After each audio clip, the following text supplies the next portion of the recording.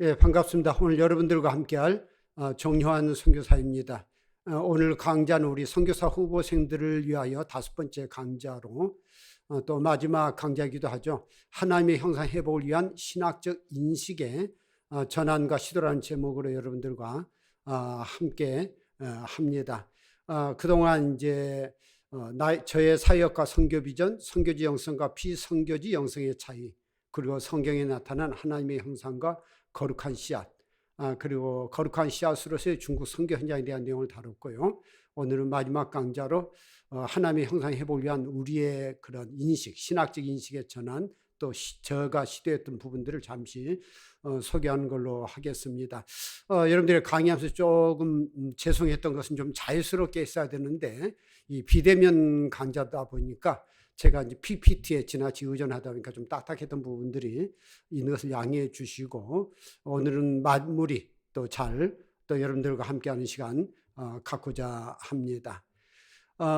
우리가 이제 신학이라고 하는 것이 무엇이냐라고 할 때 서강선 박사는 인간의 역사적 경험에서부터 인간이 인간들과 살면서 느끼고 경험한 것들을 이야기로 나누는 과정에서 생겨나는 질문들과 답변들이다. 그리고 이에 우리의 삶의 경험을 진지하게 성찰하는 데서 출발한다. 그렇게 말하고 있습니다. 결국 우리 신학이라고 하는 것은 우리의 과거의 역사적 경험 또 현장에서의 많은 문제들을 어떻게 신학적으로 극복할 것인가라고 하는 것을 정리한 것이 신학이고, 이 신학은 오늘도 우리 현재에서 일어나는 문제를 어떻게 풀어갈 것인가라고 하는 문제 해결에 중요한 도구가 되어지는 겁니다.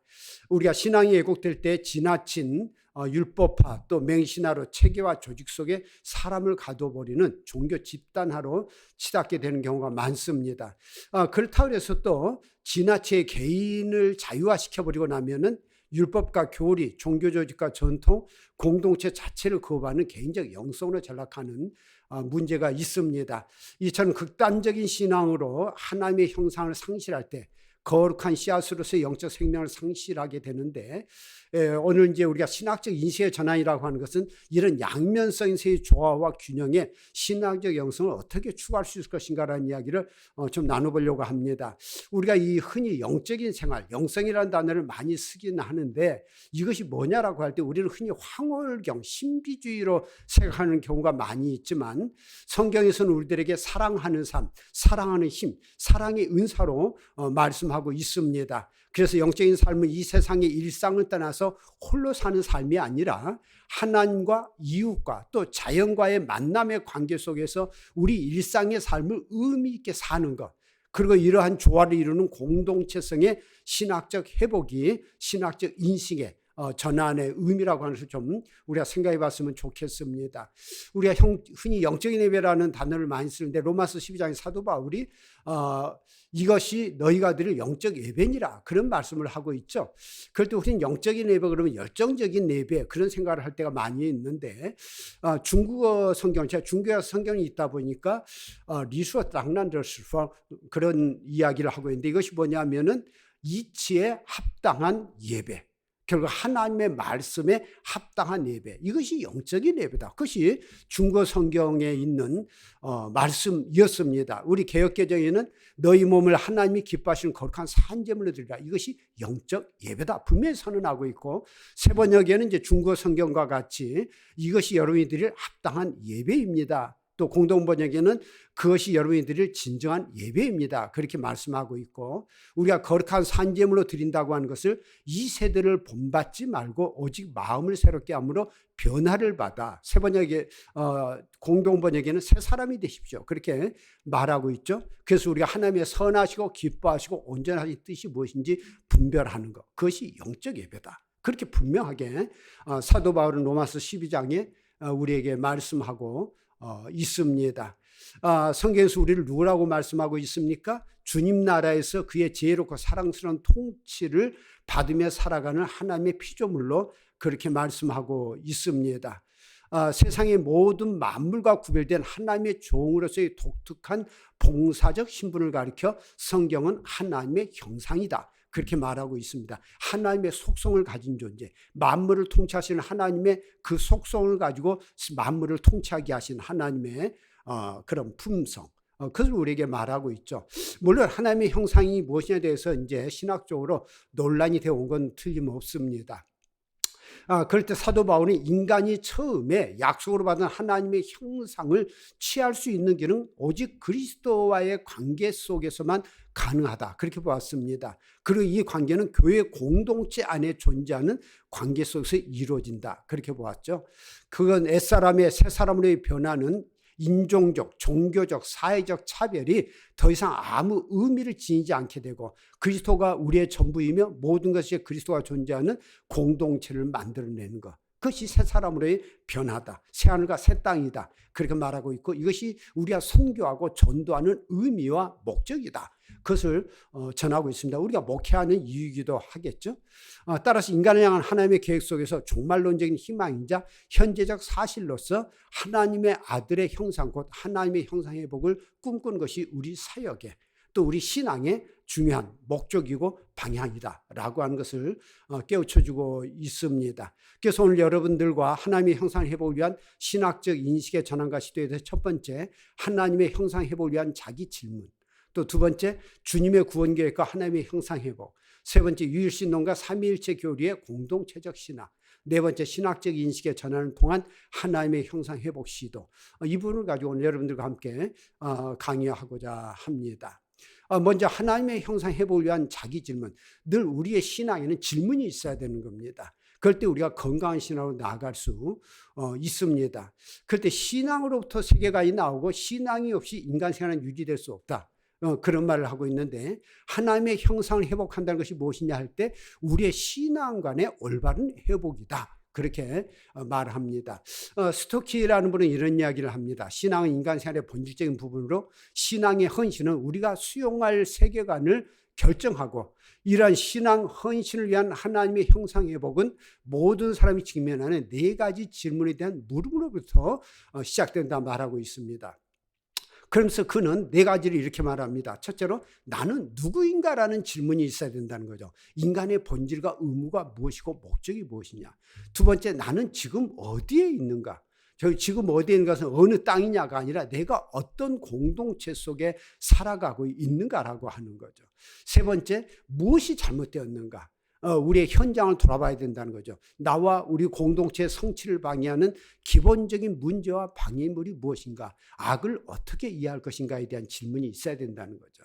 네 번째, 치료책은 무엇인가, 그 문제들의 해결책은 무엇인가. 결국 그러한 우리가 하나님께 기뻐하시는 공동체로 또 우리 자신들의 형상으로 나아갈 때 우리가 그 문제를 어떻게 극복할 수 있는가, 결국 구원을 어떻게 찾을 것인가에 대한 물음이 있어야 된다, 그렇게 이야기하고 있습니다.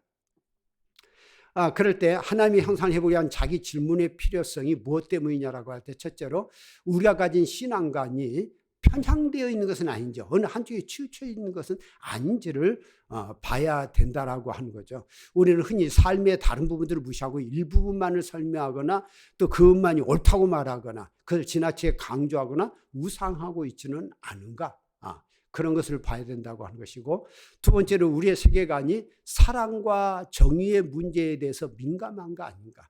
결국 우리는 얼마나 사랑과 정의, 하나님의 대표적인 속성인 사랑과 정의에 얼마나 민감한가. 우리는 굳이 하나님을 사랑과 정의의 하나님으로 고백합니까? 그것은 결국 우리가 하나님의 그 속성을 따라서 사랑과 정의를 이 땅에서 성취하며 살아가는 것이 신앙이다라고 하는 하나님의 계시라고 하는 사실 우리는 알 필요가 있습니다. 우리는 혹시 우리가 가진 세계관, 가치관이 악을 정당화시키고 있는 것은 아닌지에 대한 문제, 질문을 던져야 된다는 것이죠.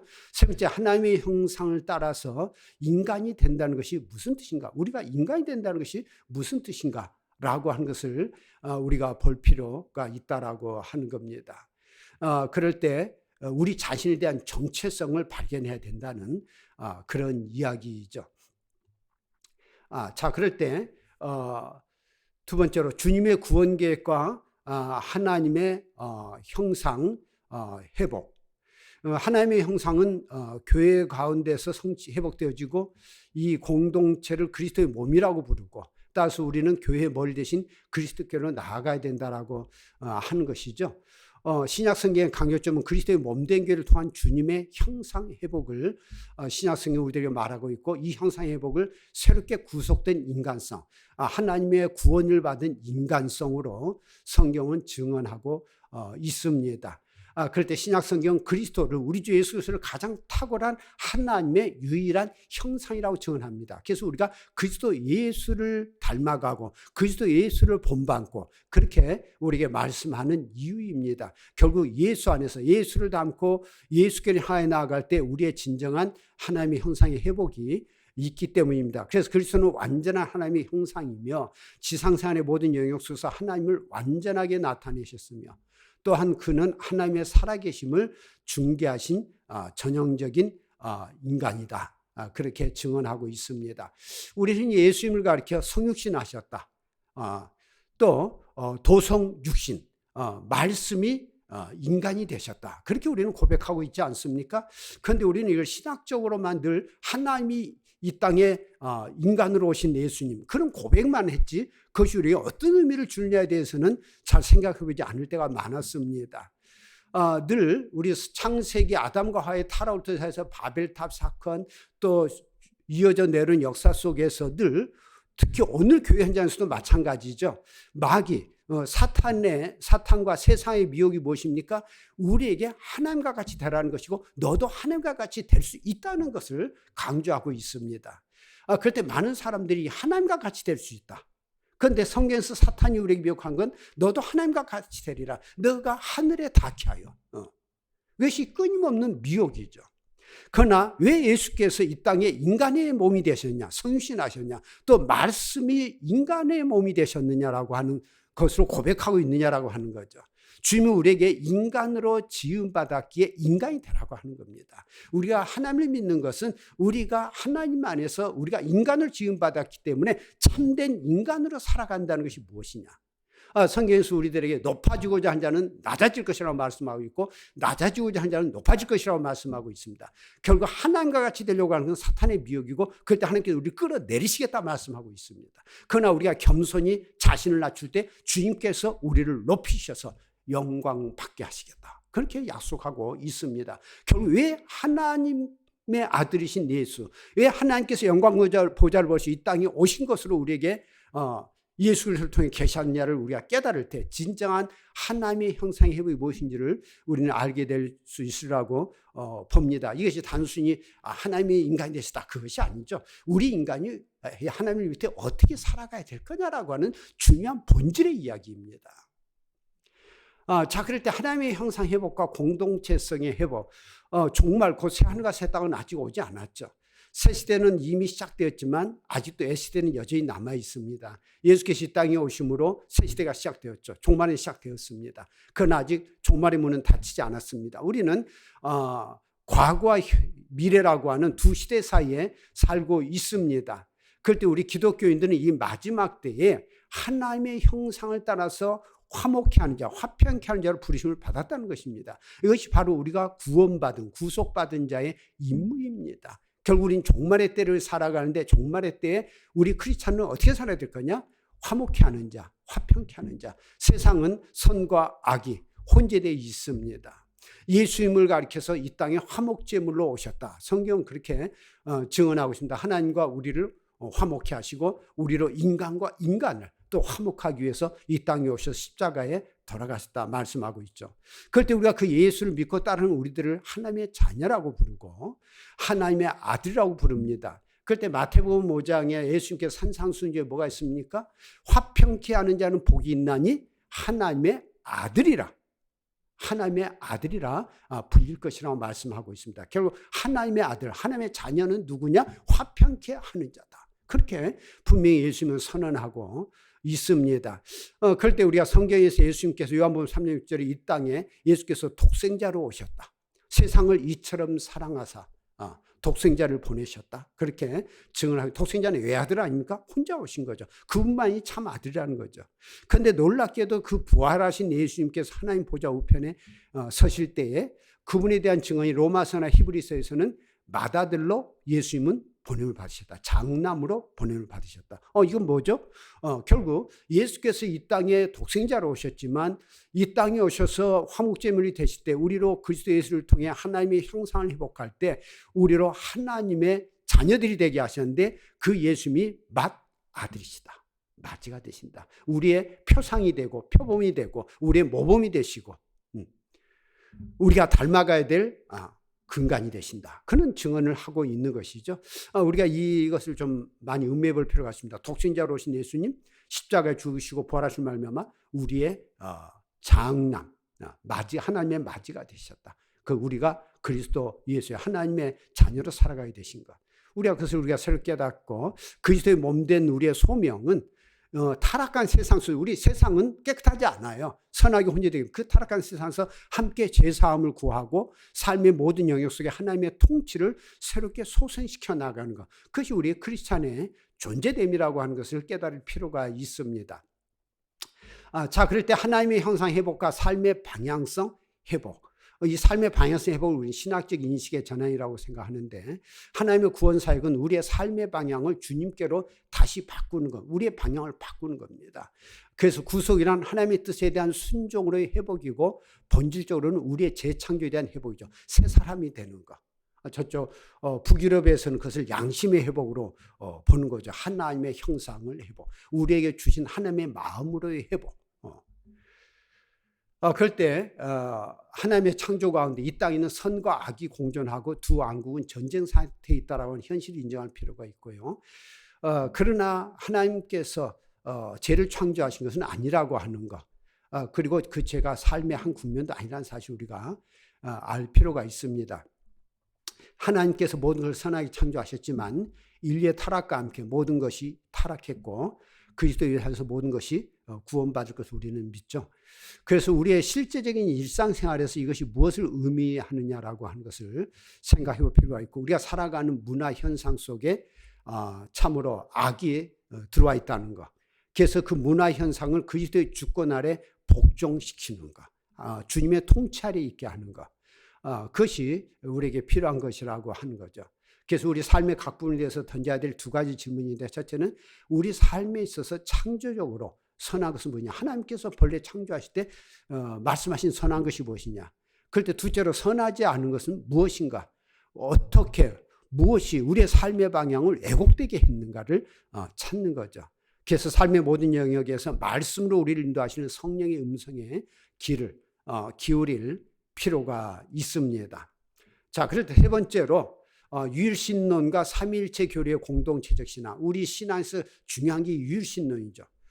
그리고 삼위일체 교리죠. 이것이 우리가 단지 하나의 교리로만 아는 것이 아니라 신학으로만 알고 있는 것이 아니라 우리의 신앙 현장에서 우리의 사역에서 실천적으로 또 어떻게 이것을 우리는 받아들여야 되고 해석해야 되느냐라고 하는 것을 바로 알 때 우리가 건강한 신앙으로 살아갈 수 있다라고 하는 겁니다. 그럴 때 우리가 살아가는 현장은 늘 뭡니까? 이원론적인 세계관이 지배하고 있습니다. 우리가 바라보는 현실은 다 이원론적입니다. 그럴 때 그 이원론적 세계관과 이론론적 세계관의 충돌과 조화를 어떻게 이뤄갈까요? 무엇이 서로 충돌하고 있고 이 서로 충돌하는 것을 어떻게 조화시킬 수 있는 것인가? 그것이 하나님 안에서 그리스도 예수 안에서 이 서로 충돌하는 양면성을 어떻게 조화할 것인가. 그것이 우리가 하나님을 믿는 이유죠. 그 하나님을 위해서 우리 만물을 창조하신 하나님, 만물을 통치하신 하나님, 만물을 섭리하신 하나님을 고백하는 이유죠.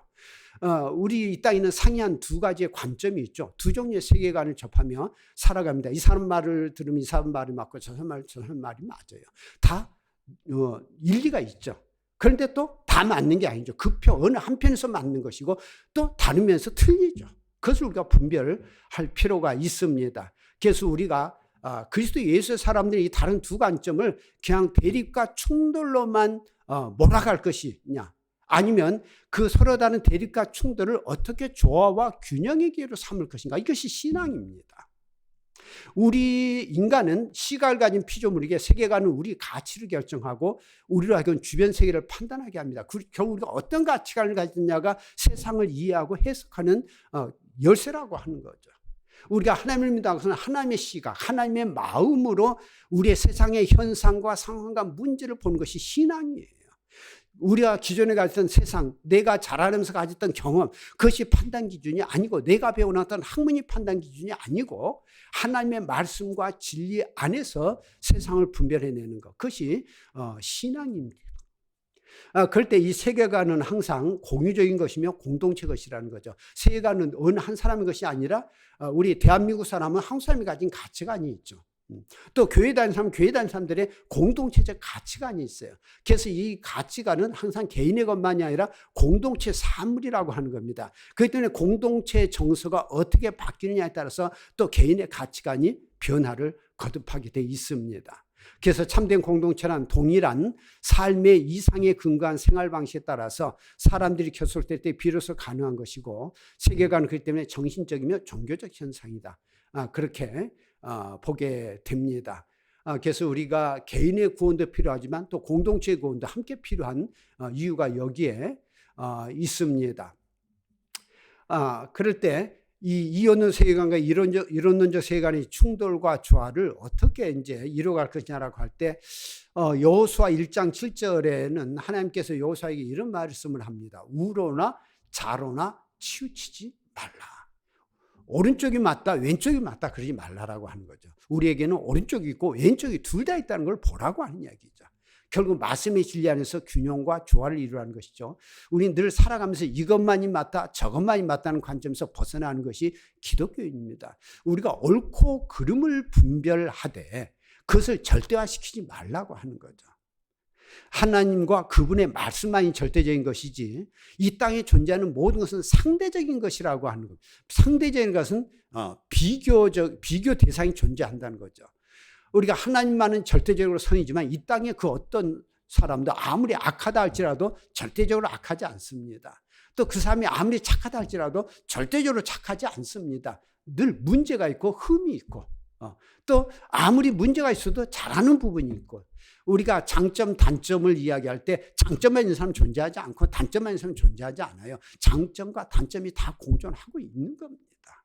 그럴 때 좀 더 장점이 크게 보이느냐 단점이 크게 보이느냐의 차이일 뿐이에요. 그럴 때 어떤 면에서는 그 단점이라는 게 다른 곳에 가면 장점이 될 수 있는 것이고, 그 사람의 장점이 다른 상황에 가면 단점이 될 수 있는 거예요. 결국 장점과 단점이라는 것도 어느 공동체 어떤 상황 속에서의 장점과 단점인 것이지 절대적인 장점, 절대적인 단점은 존재하지 않습니다. 그럴 때 우리가 세상을 이원론적이라고만 봐서도 안 되고 이론론으로만 봐서도 안 되고, 그럴 때 이원론적인 이론론, 이론론적인 이원론, 이런 양면성이 함께하는 관점을 우리가 가질 필요가 있습니다.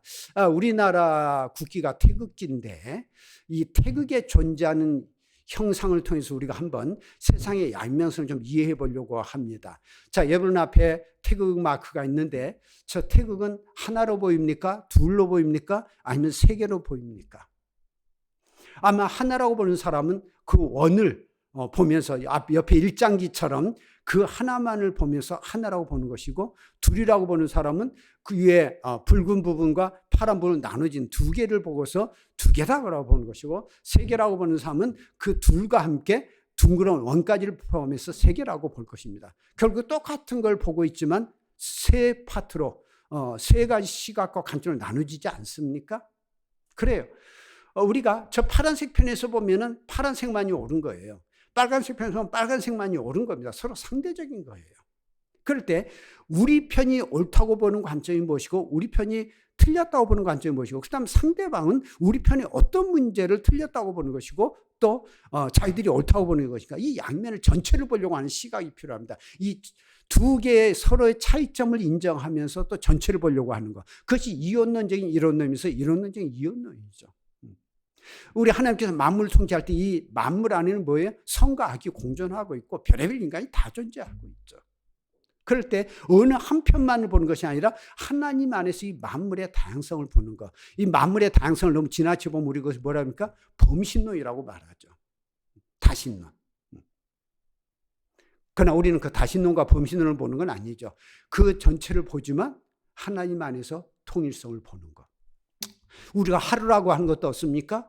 낮만을 가지고 하루라고 말하거나 밤만을 가지고 하루라고 말하지 않죠. 낮과 밤을 이렇게 하루라고 말하죠. 빛도 그렇죠. 밝은 것만이 빛이 아니라 어둠도 빛이에요. 빛이라는 건 어두운 빛, 밝은 빛이 존재해요.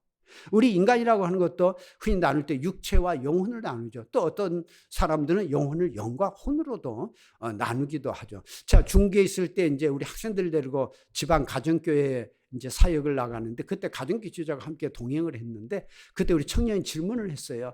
사람들은 인간을 육체와 영혼 또는 영과 혼 그렇게 이분법 내에 3분법 나누는데 어느 게 맞죠? 그렇게 물어봤을 때 가정교회 지도자가 무슨 이야기를 했냐면은 이분법을 말하는 사람은 그러한 이유가 있을 것이고 3분법을 말하는 사람은 그러한 이유가 있을 것인데 어느 것이 맞냐 틀리냐라고 말하는 것은 합당치 않다고 본다. 깜짝 놀랐어요. 우리는 늘 어디에 갇혀 있습니까? 어느 것이 맞냐? 어느 것이 틀렸냐라는 것 같이 보는데 그 사람은 맞냐 틀리냐가 아니라 왜 그 사람은 이분법을 이야기했고 왜 저 사람은 3분법을 이야기하고 있느냐. 그 나라는 논리의 차이를 우리는 보자.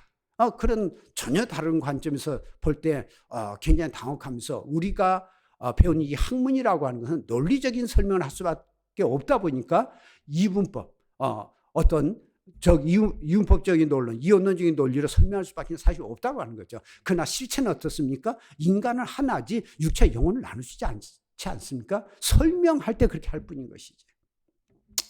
그럴 때 우리가 사람도 남자와 여자로 나눕니다. 남자만을 사람이다, 여자만을 사람이 말하고 있지 않죠. 남자와 여자 다 사람이에요. 사람이라 할 때 남자와 여자로 구성되어 있고 만물도 그렇죠. 음양의 원리를 말하죠. 태극도 음양의 원리지만은 우리가 세상에 존재하는 힘도 그렇죠. 원심력만 존재하는 것이 아니고 구심력만 존재하는 것도 아니고 원심력과 구심력이 함께 존재하죠. 원심력만 있으면 어떻게 됩니까? 원심력은 멀리 튀어나가는 힘이에요. 그럴 때 우리 인간에게 원심력만 있다면 인간은 우리 형태는 존재하지 않고 인간이 찢겨져 나갈 겁니다. 그리고 구심력만 존재한다면 구심력은 안으로 쪼그라드는 건데 안으로 당기는 힘인데 우리 인간이 쪼그라들어서 쪼글쪼글해질 거예요.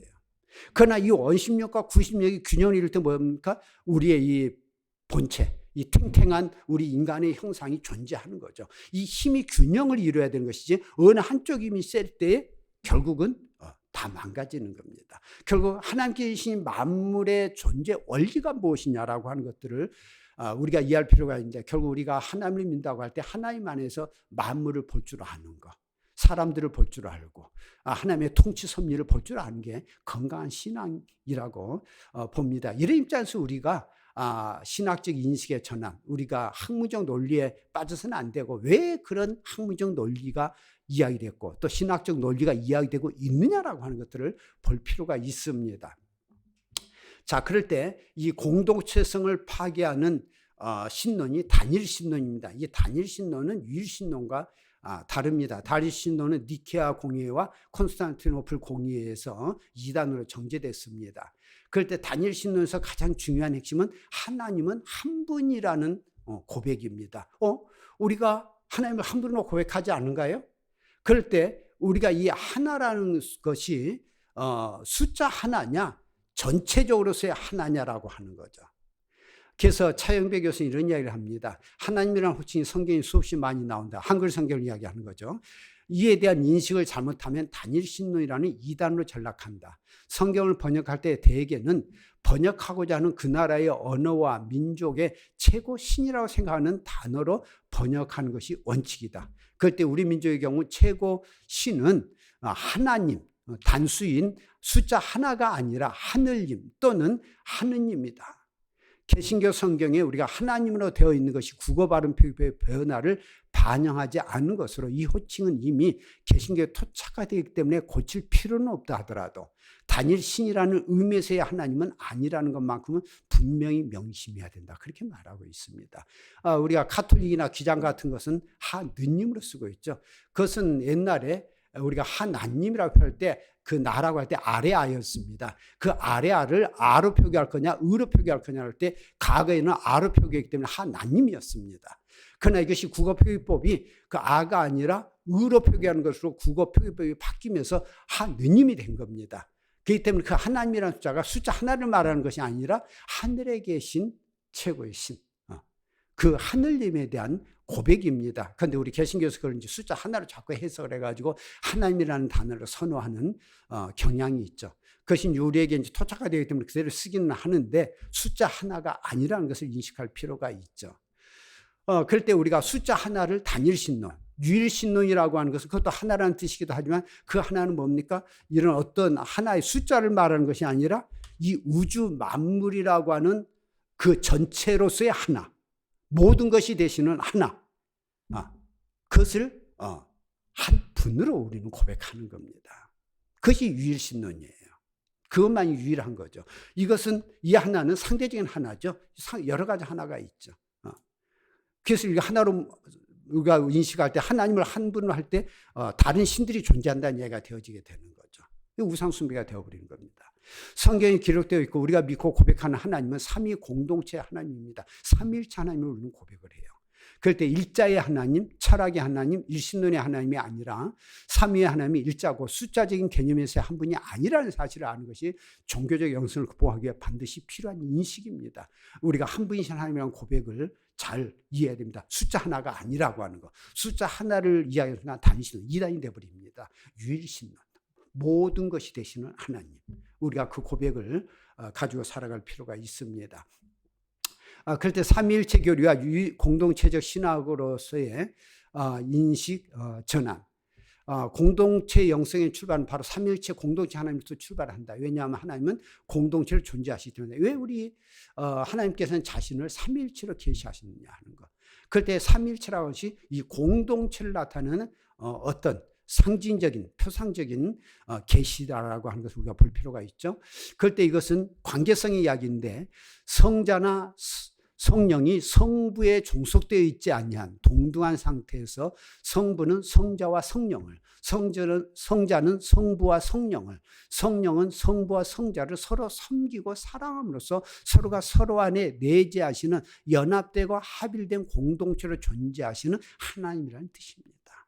서로가 개체로 존재하지만 서로는 분리되지 않고 분열되지 않고 혼돈되거나 혼합되지 않는다라고 하는 그런 칼케톤 공의의 고백이기도 합니다. 각자의 존재성이 존중받으면서 또 분열되지 않는, 무시되거나 또 그것이 분리되지 않는, 참 어려운 설명이기도 하죠. 실체로서는 그렇지만 논리적 설명은 그럴 것밖에 할 수 없는 그런 한계성이 있습니다. 그래서 이 언어라고 하는 건 늘 한계성이 있어요. 언어로 모든 것을 설명할 수 없다고 하는 것. 그럴 때 삼위의 하나님은 서로에 대한 사랑과 사귐을 통해 공동체의 모습을 존재하시는 것을 나타내는 계시다. 그래서 서로의 자리를 존중하고 서로에게 봉사하고 삼위 공동체 하나님의 사귐과 섬김은 그 자체가 존재의 목적이며 가장 근본되는 사역이라고 하는 거죠. 삼위일체 하나님이 상호 사귐과 섬김의 공동체이듯 우리도 이를 따라 온전한 공동체를 이루어야 하며 구원 사역의 본질도 성삼위의 본질과 같다는 것입니다. 그래서 기독교의 섬김의 사역은 성삼위 하나님의 본성과 같이 서로 사귐과 섬김의 모습에서 비롯되는 겁니다. 이러한 삼위 공동체 하나님의 온전한 교제의 모든 관계는 인간들에게 포변을 제시하고 합니다. 하나님께서 그렇게 존재하듯이 우리 인간도 그렇게 존재해야 된다라고 하는 믿는 사람들을 향한 하나님의 계시의 표상이라는 거죠. 인간의 공동체 속에 투영될 뿐 아니라 그리스도인들이 새롭게 공동체를 건설해 나갈 표상, 그림자, 능력이 무엇인가를 보여주고 있다. 그것을 우리가 삼위일체 교리에서 이해할 필요가 있습니다. 그걸 달달달 외우거나 암기하는 의미가 아니라 우리의 신앙의 공동체는, 우리의 인간관계는 어떻게 존재해야 되냐. 그것이 삼위일체로 존재하시는 하나님의 교리라고 하는 겁니다. 자, 그럴 때 삼위일체 교리와 공동체적 신학으로 인식전환, 공동체 형성의 출발은 바로 삼위일체 공동체 하나님으로서 출발하는데, 왜냐하면 하나님은 공동체로 존재하시기 때문이라는 거죠. 결국 우리가 예수를 믿는 순간 어때요? 우리는 교회라는 공동체를 이루게 되는 겁니다. 교회가 먼저 존재하는 것이 아니라 우리가 주님을 믿는 믿음이 먼저 존재하는 것이고, 그럴 때 그런 사람들이 모인 게 교회 공동체죠. 그래서 항상 우리는 알아야 됩니다. 교회 공동체가 먼저 것이 아니라 사람이 먼저라고 하는 거죠. 그래서 삼위일체 공동체적 신관을 좀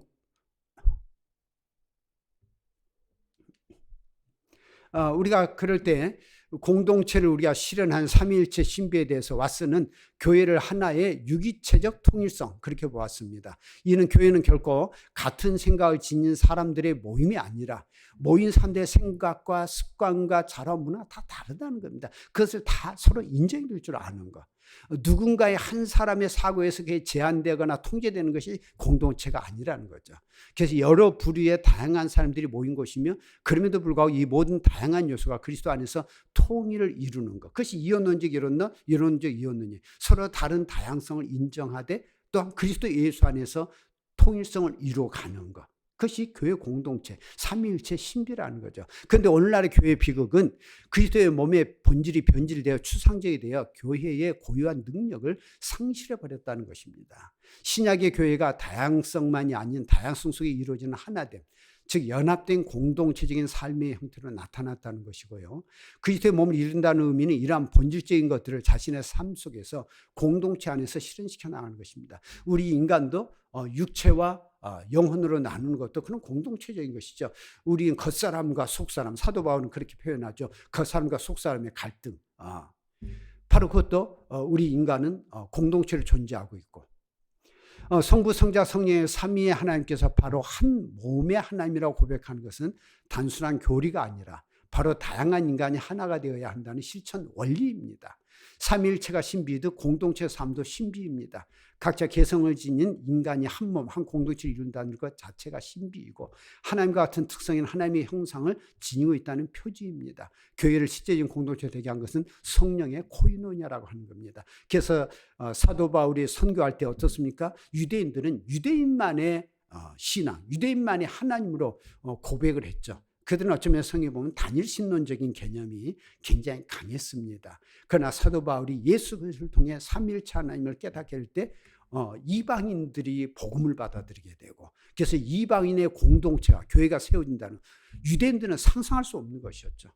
그 장벽을 사도 바울이 깼는데 그의 의도가 아니라 12제자도 선교하면서 예루살렘과 유대와 사마리아 땅끝까지 이르러 내 증인되라는 말을 12사도 이해하지 못했어요. 결국 성령께서 이끌어 가신 역사에 순종할 때에 그런 하나님의 역사를 지켜볼 때 비로소 그들은 하나님께서 삼위일체 하나님, 이방인도 하나님께서 사랑하시는 하나님, 이방인도 하나님의 자녀라고 하는 인식을 가지게 되죠. 그럴 때 두 자녀가 있게 되죠. 하나는 집 안에 있는 자녀, 또 한 자녀는 집을 가출한 자녀, 한 자녀는 아버지를 인정하는 자녀, 한 자녀는 아버지를 인정하지 않는 자녀. 결국 뭡니까? 믿는 유대인들은 집안에서 하나님을 아버지로 고백한 자녀라면 이방인들은 하나님께 그들을 창조하셨고 하나님의 자녀인 것이 틀림없지만 그들은 하나님을 아버지로 인정하기를 거부하는, 집을 가출한 자녀들이었죠. 그들을 만드신 하나님께로, 아버지께로 이끌어드리는 것이 선교의 목적이고 사명 아닙니까? 그래서 인류가 한 그리스도 안에서 가족 공동체로 회복되는 것. 이것이 우리가 선교하는 의미입니다. 그럴 때 우리 네 번째로 이러한 신학적 인식의 전환을 통한 하나님의 형상 회복 시도. 이 인식의 전환, 우리의 이 가치관이 바뀌는, 이 가치관이 바뀐다는 게 쉬운 문제가 아닙니다. 어떤 충격적인 사건들이 있지 않고서는 변화되지 않는데, 우리가 이제 예수에 대한 신앙의 고백, 또 우리가 살아가는 삶 속에서 주님을 만나는 사건들도 어떻습니까? 어떤 인식의 전환을 이루는 어떤 사건이 있게 되죠. 교인들에게 교리적 신학적인 신앙의 설명은 관념이고 추상적으로 들립니다. 이해가 안 되는 부분이죠. 이게 보지 않으면 깨달아지지가 않는 거죠. 관념적인 종교적 영성이 아닌 신앙적 생활의 영성 회복을 추구하는 것이 필요한데, 일상생활을 접하는 실제 현실 상황들을 통해 신앙을 설명하는 방식으로 저는 시도해 봤습니다. 그러니까 결국 논리적인 설명을 하면 저도 이해가 안 되고 그들도 이해가 안 되는데, 우리 주변에서 날마다 일어나는 사건 속에 하나님의 개입하심, 하나님의 인도하심을 함께 나누는 겁니다. 그럴 때 우리가 일상으로 무심결에 지나간 그 속에 하나님의 신비가 존재하고 하나님의 섭리가 역사하는 걸 볼 때 비로소 이것이 신학에서 말하는 것이 무엇을 말하는지를 몸으로 깨닫게 될 때 신앙으로 변화되어지게 되어 있습니다. 저는 이제 이 신앙의 온전한 변화를 위한 세 가지 강조를 하게 됩니다. 그것은 제가 이제 교회 개척 사역, 또 전도 사역, 목회, 또 선교 현장에서 사역들을 하면서 많은 고민을 하죠. 왜 내가 목회하고, 왜 내가 전도하고, 왜 선교하며 무엇을 위해 나는 가르치려고 하는가? 가르쳐 보니까 시간 지나면 뭐가 되냐면은 더 훌륭한 신앙이 좋은 사람이 되는데 유선자들이 되어가는 거였어요. 왜? 난 저 사람들을 위선자를 키우려고 하는 것인데 위선자를 되지는 것일까를 고민하고 기도할 때 주님께서 제게 그런 말씀을 주셨어요. 결국 사람들은 시간이 지나면서 자기는 보다 더 나아져야 되고 거룩해야 된다는 생각을 누구나 다 가지고 있는데 그렇지 못하다고 하는 거예요. 그럴 때 뭐냐? 그런 척하게 되는 거죠. 장로인 척, 집사인 척, 목사인 척. 그럴 때 위선자가 돼버리게 되는데 나쁜 의도가 아니에요. 자기는 잘하려고 하는 의도인데 껍데기를 써버렸다는 거죠. 본질이 바뀌지 않은 거죠. 그럴 때 도대체 이 본질이 바뀌지 않는 걸 가로막는 것은 무엇이냐? 이걸 어떻게 풀어줄 수 있는 것이냐? 그 문제를 가지고 사실 이제 실험하고 고민하게 될 때, 결국 이제 세 가지인데, 투명함. 투명함의 영성을 통한 회개와 거룩한 생활의 회복. 우리가 이 회개라고 하는 거, 거룩이라는 의미를 제가 재해석해 줬습니다. 우리 회개하면 어때요? 과거의 나의 죄를 주님 앞에 다 털어놓은 건데, 생각 안 나는 까지 털어놓으려고 애를 쓰죠. 굉장히 어렵고 힘들어요. 그럴 때, 물론 그것도 회개지만, 우리 삶 속에서 나의 문제점, 한계성, 잘못을 시인하는 것. 그것이 회개고 투명합니다. 거룩이다. 그런 이야기를 제가 바꾸고 있는데 설명 좀 더 나가면서 하겠습니다.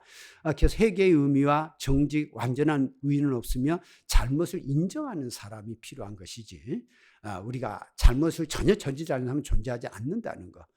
그 용어의 재해석을 해줍니다. 우리가 이제 정직이라고 말할 때 흔히 잘못을 저지르지 않는 걸 생각할 때가 많은데 정직의 의미는 그게 아니죠. 자기 잘못을 인정할 줄 아는 게 정직이죠. 그 정직하려면 용기가 필요한 겁니다. 그 정직이라는 의미를 깨우쳐줬어요. 그랬더니 사람들이 굉장히 자유함을 느꼈습니다. 두 번째로 하나님과 세상의 탄식을 듣고자 하는 영성회복. 들을 줄 아는 사람이 된다는 거죠. 이 예수 믿으면 사람들이 이상하게 자기 말만 많이 하지 상대방 얘기를 들으려고 하지 않을 때가 많아요. 우리가 헬리나우에는 상처 입은 치유자처럼 상처 입은 사람은 다른 상처받은 사람을 이해합니다. 그들이 무슨 말을 하고 있는지. 그러나 상처를 받아보지 않은 사람은 상대방이 무슨 말을 하는지 잘 몰라요. 고통받아본 사람이 고통받은 사람의 마음을 이해할 수 있습니다. 제가 예수 믿기 전에 술, 담배를 좀 했던 사람인데 그것 때문에 저는 이 술, 담배 문제를 가지고 문제 삼지 않아요. 그런데 놀랍게도 그들이 다 술을 끊고 담배를 끊고 변화된 생활을 합니다. 저는 그거 끊으라는 이야기 한 적 없어요. 그들이 왜 술, 담배를 하는지를 이해해 줍니다. 그럴 때 그들 스스로가 끊고 그들은 술, 담배가 아니라 주님을 의지해야 된다는 사실을 깨닫고 돌아오게 되는 거죠. 기다려주는 게 필요하죠.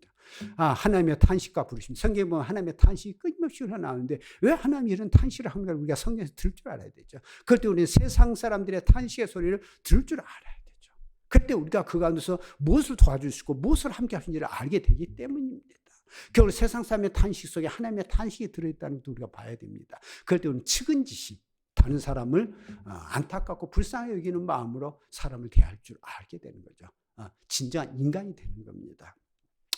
세 번째로 다원주의와 혼합주의를 극복하는 분별과 통합의 영성. 우리 세상은 이 뒤섞여 있습니다. 그렇기 때문에 혼란스러워요. 무엇이 맞고 틀린 것인지.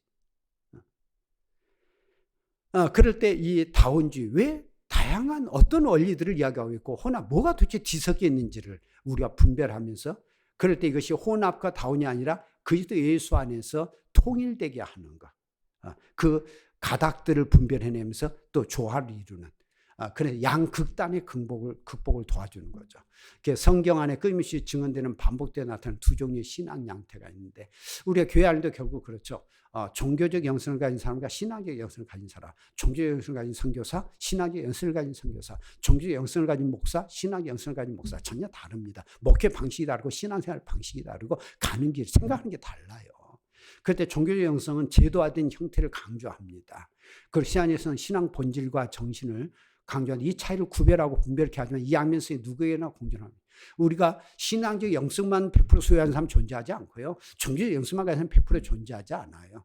우리가 대체적으로 한 7, 80% 종교적 영성을 가졌다. 그 사람도 신앙적 영성 20, 30% 가지고 있어요. 또 신앙적 영성을 가진 사람도 7, 80% 그렇다 할지라도 20, 30% 종교적 영성을 가지고 있고요. 그리고 이 두 가지는 함께 돼야 되는 것이지 분리되지 않는 거예요. 문제를 극복하려는 것이 거부하는 것이 아니라는 우리의 점의 분별과 통합을 우리가 강조할 필요가 있고요. 우리가 이것을 분별해 줄 때 신앙의 정체성을 상실하고 방황하는 이들이 교회 공동체를 통해서 시대적 혼돈의 문제와 영적인 혼란을 극복하고 이제 다른 이들에게 본질적인 신앙의 정체성을 회복하도록 도와줄 수 있도록 회복의 관심과 능력을 키워준다라고 하는 겁니다. 저는 그래서 이것을 이제 교회 로고에 담아봤습니다. 이것이 왜냐하면 말로 설명하면 늘 복잡해요. 들을 때도 머리가 아프고. 그럴 때 시각화시킨 작업을 했는데 그것이 이제 동방정교회가 시각 아이콘으로 해서 신앙을 딱 설명하죠. 그것을 우상화하자는 것이 아니라 논리가 아니라 시각을 통해서 이걸 말하려고 하는 것을 나타내는 것을 이제 동방정교회의 아이콘이라고 이야기하죠. 그럴 때 저는 이제 우리 공동체 이것을 어떻게 담아낼 수 있을까 시각할 수 있을까 고민할 때 이런 이제 원 안에 삼위일체 하나님과 십자가 그리고 또 삼일체 안에 또 삼일체가 있는 모습을 담아 보았습니다. 이것이 동영상 로고가 있는데 그 여러분 띄우기가 이제 문제가 있어서 못 띄워드리고 일단 설명을 좀 이제 해드리도록 하겠습니다. 그럴 때 하나님의 형상 회복과 거룩한 씨앗의 명성을 담은 공동체 로고를 이제 제작했는데 그 의미는 첫 번째 원은 생명을 담은 하늘의 씨앗을 상징합니다. 제가 이제 하나님의 형상을 회복하는 공동체를 꿈꾸는 것, 또 거룩한 씨앗을 배양하는 것을 꿈꾸는 것, 이 두 가지를 여러분에게 제시를 했었는데 그것을 이 로고에 담았다라고 하는 것이죠. 그럴 때 제가 오늘 이제 지금까지 강좌해온 것이 저만이 옳다, 이것이 옳다 그런 얘기를 하자는 것이 아니라 결국 우리의 사역 현장, 또 우리의 목회관들을 정리를 해서 체계화하는 작업이 필요하다고 하는 시각화하는 게 필요한 거죠. 결국 신학화라고 하는 것은 자기 공동체의 정체성 또 자기 신앙과 사역의 정체성을 정립하는 작업이에요. 이제 그것을 돕고자 하는 입장에서 하나의 샘플을 여러분들에게 제시하는 것이다. 그렇게 보시면 좋겠습니다. 그래서 이 하나의 씨앗은 우리 각자를 의미하며 또 공동체를 씨앗이면서 공동체를 가리키는 것이 이 원이다. 그럴 때 이것은 마태복음 13장에 자기 밭에 갖다 심은 겨자씨 하나가 같으니 이것이 천국이다. 예수님이 그 말씀에서 가져온 것이고 그리고 밑에 원에는 밑에 씨앗이 자라고 있죠. 이사야서에 보면은 나무가 뱀을 당하여도 그 그루터기는 나무에 있는 같이 거룩한 씨가 이 땅이 그루터기니라. 이 세 줄기에서 한 싹이 나며 그 뿌리에서 한 가지가 나서 결실할 것이요. 결국 예수 그리스도의 오심 또 그 씨앗의 생명 속에 그리스도 예수의 형상으로 회복되는 것을 상징적으로 담았습니다. 그럴 때 원 안에 십자가가 이제 들어있는데 원 안에 십자가는 하나의 씨앗으로부터 움터나는 생명력을 의미하고 우리 안에 품어야 될 것은 그리스도 예수의 십자가의 정신, 십자가의 생명, 부활의 예수라고 하는 것을 담고 있습니다. 그래서 십자가의 죽음을 통해 부활하신 우리 주 예수 그리스도의 를 의미하죠. 우리 신앙의 가장 기본적인 것은 예수 그리스도의 베이스 위에 세워져야 된다고 하는 것. 예수님의 십자가의 부활 생명과 사랑의 정신을 우리 안에 품는 것. 십자가에는 단순히 우리를 위해서 죽으셨다는 것만 담는 것이 아니라 그것이 뭡니까? 우리의 죽으셨다는 건 우리를 향한 사랑의 메시지가 담겨 있는 것이죠. 결국 우리의 세상죄를 짊어지는 그것이 우리 크리스찬의 사역이고 사명이라고 하는 것이 또 십자가 속에 담겨 있습니다. 그럴 때 이사야 42장 1절에 내가 붙드는 나의 종 내 마음이 기뻐하는 나의 택한 사람을 보라. 내가 나의 신을 그에게 줬은지 그가 이방에 공의를 베풀. 놀랍게도 어디에 공의를 베푼다고? 이방을 정죄할 것이라가 아니라 이방에 하나님의 공의의 사랑을 베풀 것이다. 그래서 사랑을 들꺾지 아니하고 꺼져가는 득불을 끄지 아니하고 진리로 공의를 베풀 것입니다. 진리에 근거한 공의. 그는 쇠하지 않냐면 낙담하지 아니하고 세상에 공의를 세우기를 온 땅 위에 하나님의 공의가 세워지기를 꿈꾸는 것, 그것이 오실 메시아의 사역이라고 하는 것이고 섬들이 그 교훈을 악마하라. 이방인들이 그 교훈을 악마하게 될 거야. 그게 주께로 돌아오게 될 것이라고 하는 선교 메시지이기도 하죠. 우리가 어떤 사역을 해야 될 것이냐에 대한 비전을 담고 있고 그래서 마태복음 12장에 동일하게 이 메시지가 들어가 있습니다.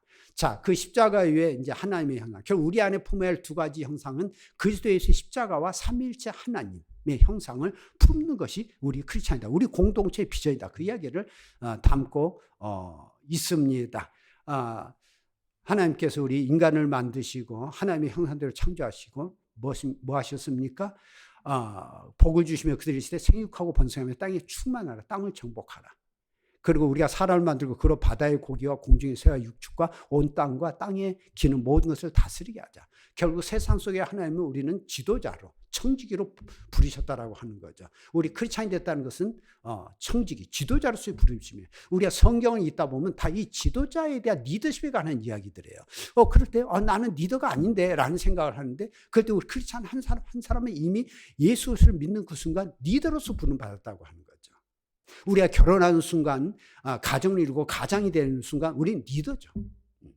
결국 우리가 예수를 믿고 주님 앞에 서는 순간 우리는 세상 속에 흩어져 있는 그것이 가정이 됐든 교회가 되었든 직장이 되었든 우리가 두세 사람이 모인 그것을 우리는 리더로서 서는 것. 그 리더라고 하는 자기 마음대로 끌어가는 것이 아니라 그리스도 예수의 십자가의 정신과 하나님의 삼위일체 정신을 가지고 서는 것. 그것이 리더라고 하는 거죠. 그런데 세 번째 원안의 원은 성삼위 하나님을 상징하게 되는데, 우리 안에 하나님의 형상을 회복하는 은혜의 신앙을 체험하고자 하는 것이고, 성삼위 하나님의 그 연합과 협력 정신을 우리가 배우고자 하는 겁니다. 하나 되는 연합 정신은 완전한 일치가 아니라, 우리는 흔히 연합하면 똑같아야 된다는 생각을 하는데, 연합이란 똑같은 게 아니고 같은 부분보다 다른 부분이 더 많다는 걸 인정하는 것. 그 삼위일체의 그림을 보면 어떻습니까? 겹치는 부분은 극히 일부분이 겹쳐요.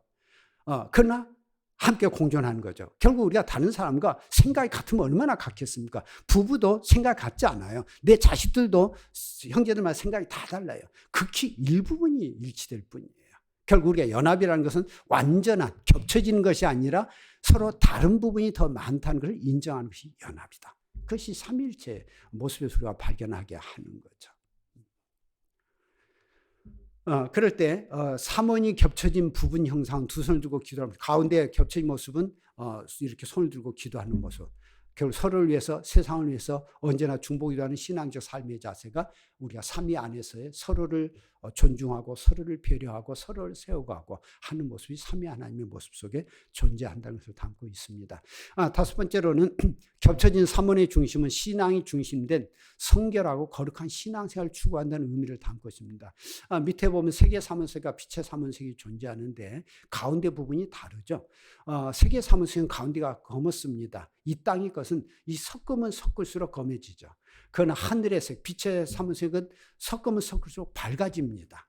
그래서 맨 가운데는 흰색으로 우리가 표현되어 있습니다만 흰색이 아니라 뭐죠? 투명이죠. 우리가 있는 그대로 서로를 볼 수 있는 것. 결국 우리가 삼위 하나님 안에 존재할 때에 우리의 거룩함이라고 하는 것은 투명해지는 것. 그래서 빛의 삼원색의 결과는 흰색이 아니라 투명 그 자체. 이 흰색도 불투명색이에요. 그렇기 때문에 우리의 투명이라는 것은 모든 게 보입니다. 이 햇빛이 들어오면 우리 집안에 먼지가 옮겨다니는데 먼지가 많이 날아다니는 게 보이지 않습니까?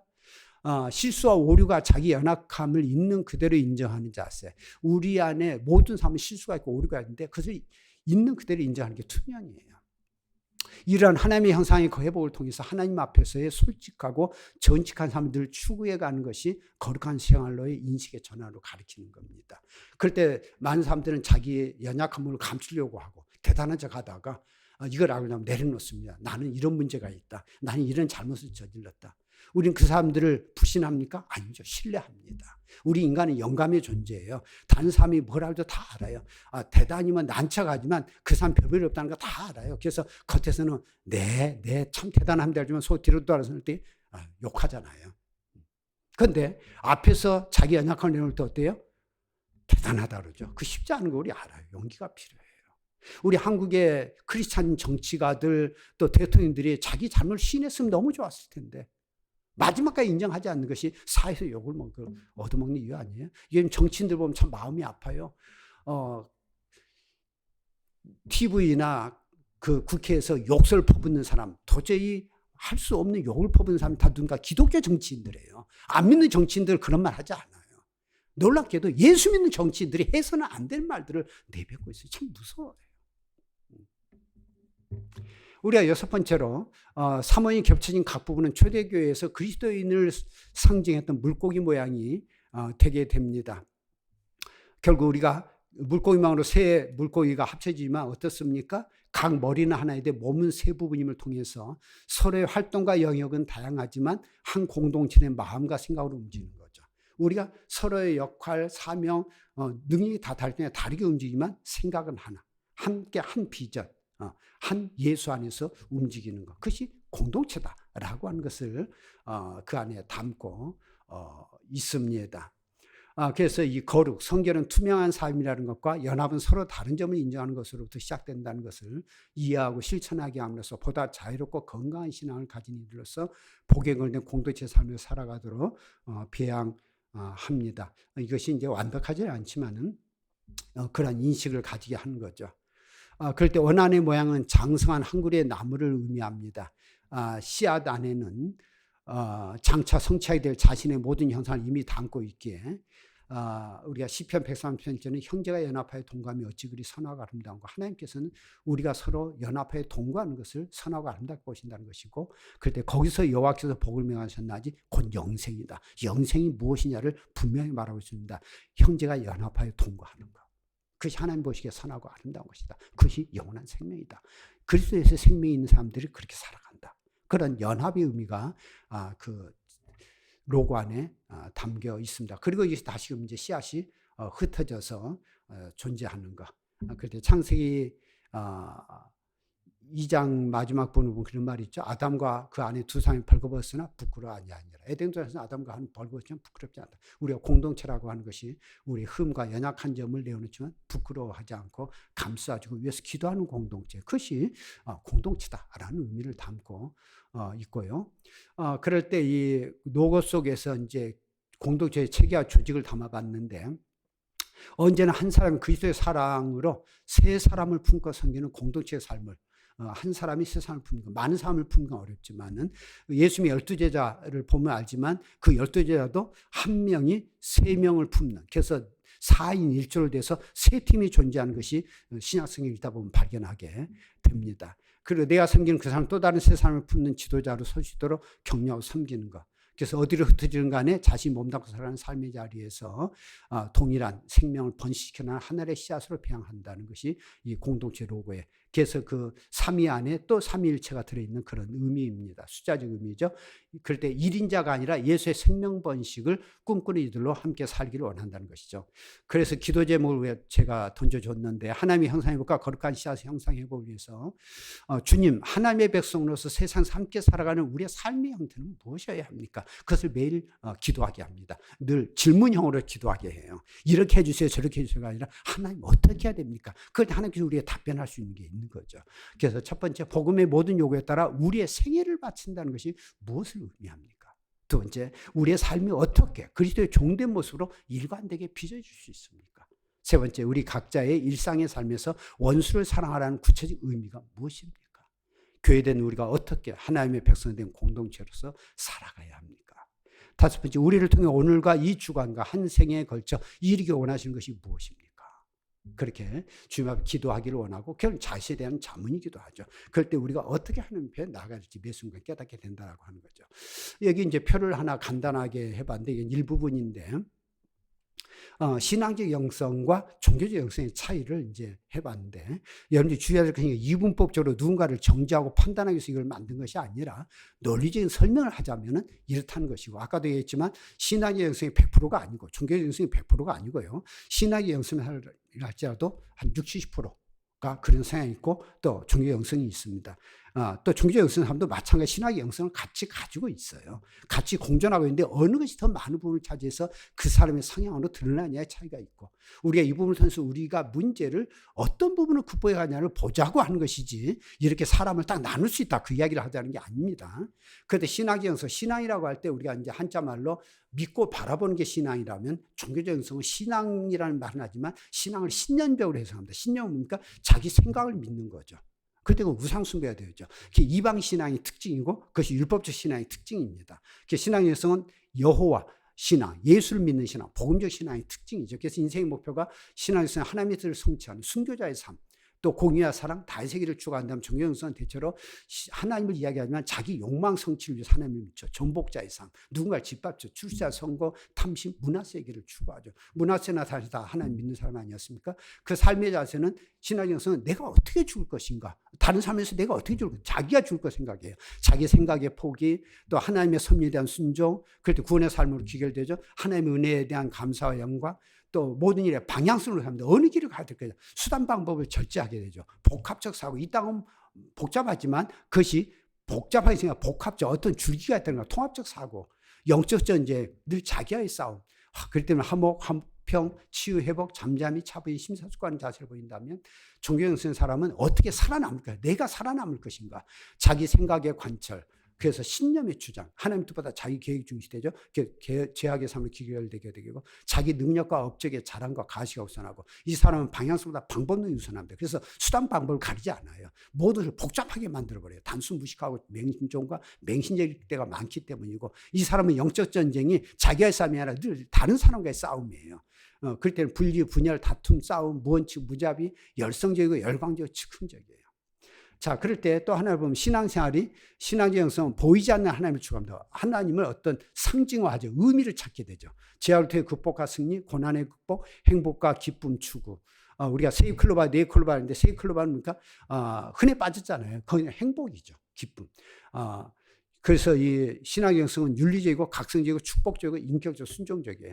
그 때문에 리더십이 돕는 자입니다. 자기를 생각하기 때문에. 축복 개념도 하늘의 유업, 약속의 축복을 받고 하나님 자신을 추구합니다. 그리고 일과 사건은 기다리고 차분하죠. 대화 방식은 듣고자 하죠. 감상과 찬양과 회개, 하나님의 주권인죠. 그러나 종교적 영성은 보이는 하나님을 추구합니다. 그러다 보니까 보이는 걸 뭘 자꾸 만들려고 그래요. 형상화, 자기 욕망의 실현, 고난 없는 삶을 추구하고 행운과 편리를 추구하죠. 네이클로바를 자꾸 찾아요. 그 미신적이고 주술적이고 맹신적이고 기복적이고 비인격적이고 불순종일 때가 많아요. 이 사람이 되었으면 지배자예요. 다른 사람을 희생해서 자기 목적을 성취하죠. 이 사람은 축복 개념이 물질의 축복입니다. 그래서 우리가 이 축복이란 말을 쓰면 우리가 진정한 축복과 기복은 다릅니다. 축복은 다른 사람에게 복을 빌어주는 게 축복이에요. 내가 복 받기를 원하는 건 그건 기복이라고 말합니다. 기복과 축복은 다른 거예요. 축복은 다른 사람의 복을 빌어주는 거예요. 그렇기 때문에 이 사람들은 기도도 일방적이고 끊임없는 요구가 우선하고 원망과 증오와 협박을 합니다. 하나님을 심지어 자기 종으로 여깁니다. 자기 소망을 이루어주는 자, 능력 있는 종으로 여기는 거죠. 이것이 이제 나타나는 부분들입니다. 우리의 현실은 이제 마지막 결론적으로는 개인에 대한 관심이냐, 교회 공동체냐를 할 때 이것도 아니라 집단화에 대한 노력이 강한 게 오늘 현실입니다. 우리의 집단이라고 하는 것이 그 한 사람의 지도자와 그 카리스마에 의해 통치되고 그 조직과 지도자의 이권을 우선시하는 경향이 있죠. 이단교회들의 특성이죠. 그러나 공동체는 전체 조화 균형이 중시되면서도 각 개인의 개체성이 무시되지 않는 상호 존중의 관계입니다. 기독교는 공동체 종교이고 교회는 하나님의 백성들의 공동체라는 점을 우리가 생각하고 우리가 하나님의 형상을 회복한다는 것, 거룩한 씨앗을 배양이 무엇인지를 한번 생각해 봤으면 좋겠고요. 여러분 각자가 이제 이론적인 신앙에서 실천적인 공동체적인 신앙으로 우리가 교리와 신학을 좀 재해석할 필요가 있습니다. 과연 하나님이 쓰시는 사람이 어떤 사람인지를 알았다면 어떤 선택을 할 것인지. 씨앗은 채에 오직 또 다른 씨앗을 남깁니다. 그 다음에는 씨앗이 떨어지고 흩어진 그곳에서 새로운 생명의 역사를 반복하며 온 땅을 더 넓은 초원과 숲과 꽃밭으로 펼쳐나갈 것입니다. 그럴 때 나 한 사람이 예수 그리스도로 말미암아 하나님과의 올바른 관계를 회복하는 그리스도인이 될 때 사람들 속에서 참되고 영원한 생명적 관계를 열어가게 된다는 사실을 깨닫고 이런 변화를 통하여서 우리 가운데 함께 펼쳐가실 하나님의 아름다운 천국, 하나님의 그 나라와 하나님의 왕국을 꿈꿔보지 않겠습니까? 이제 오늘 강의를 또 모든 강의를 마치면서 늘 마지막 강의를 봄길로 여러분에 소개했는데 우리는 하나님의 어떤 사람이 될 것인지 또 우리 앞에 앞서가신 예수 그리스도가 걸어가신 길을 소망하며 여러분들의 앞으로의 사역의 길, 선교의 길, 목회의 길, 신앙의 길 승리할 수 있기를 바랍니다. 제가 마지막으로 읽고 마치도록 하겠습니다. 길이 끝난 곳에서도 길이 있다. 길이 끝난 곳에서도 길이 되는 사람이 있다. 스스로 봄길이 되어 끝없이 걸어가는 사람이 있다. 강물은 흐르다 멈추고 새들은 날아가 돌아오지 않고 하늘과 땅 사이의 모든 꽃잎은 흩어져도 보라, 사랑이 끝나는 곳에서도 사랑으로 남아있는 사람이 있다. 스스로 사랑이 되어 한없이 봄길을 걸어가는 사람이 있다. 감사합니다.